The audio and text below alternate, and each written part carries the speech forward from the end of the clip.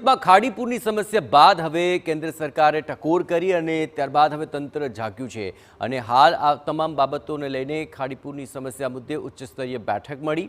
પ્રભારી મંત્રી કનુભાઈ દેસાઈની અધ્યક્ષતામાં આ બેઠક છે, જેમાં મેયર, મહાનગરપાલિકા કમિશનર અને કલેક્ટર બેઠકની અંદર ઉપસ્થિત છે। ખાડીપુર મુદ્દે થયેલી કાર્યવાહી અંગે બેઠકની અંદર ચર્ચા વિચારણા ચાલી રહી છે। વિવિધ વિભાગની કામગીરીની સમીક્ષા થઈ રહી છે। મહાનગરપાલિકા છેલ્લા 5 દિવસથી ખાડીના દબાણો દૂર કરવાની કામગીરી પણ કરી રહી છે।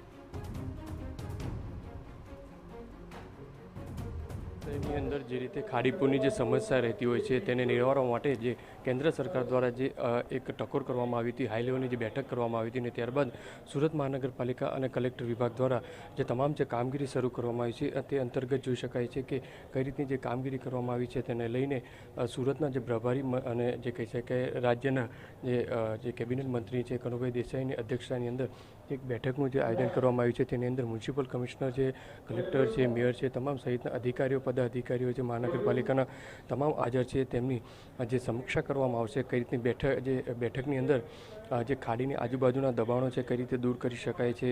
મહાનગરપાલિકા દ્વારા છેલ્લા 5-6 દિવસથી સતત જે ખાડીના દબાણો છે, નડતરરૂપ જે બ્રિજો હતા તે દૂર કરવાની કામગીરી કરી છે। સાથે સાથે કલેક્ટર વિભાગ દ્વારા પણ જે રીતે જે ઝીંગા તળાવની વાત કરીએ તો ઝીંગા તળાવ પણ ક્યાંક ને ક્યાંક ડિમોલિશન કરવા માટેની જે શરૂઆત કરી છે, જો આ વસ્તુ પહેલાં કરી હોત તો અત્યારે આજે બેઠક કરવી ના પડી હોત અને જે ખાડીપુરની જે સ્થિતિ સર્જાય છે તે આજે ન સર્જાતી હોય। એટલે સતત જે ખાડીપુરની સમસ્યાને નિવારવા માટે કેન્દ્ર સરકાર અને ગુજરાત સરકાર જે ગંભીરતા દાખવી છે અને અત્યારે દ્રશ્યોની અંદર જોઈ શકાય છે તે પ્રમાણે હાઈ લેવલની બેઠકનું જે આયોજન કરવામાં આવ્યું છે અને તમામ મુદ્દા ઉપર જે છે ચર્ચા કરવામાં આવશે। મહત્ત્વની વસ્તુ એ છે કે જે તમામ જે કામગીરી છે બેઠક અને ની અંદર જે ખાડીની આજુબાજુના જે દબાણો છે કઈ રીતે દૂર કરી શકાય તેની સમીક્ષા કરવામાં આવશે। કેમેરામેન સંજય ચંડલ સાથે બલદુ સુથાર, TV9।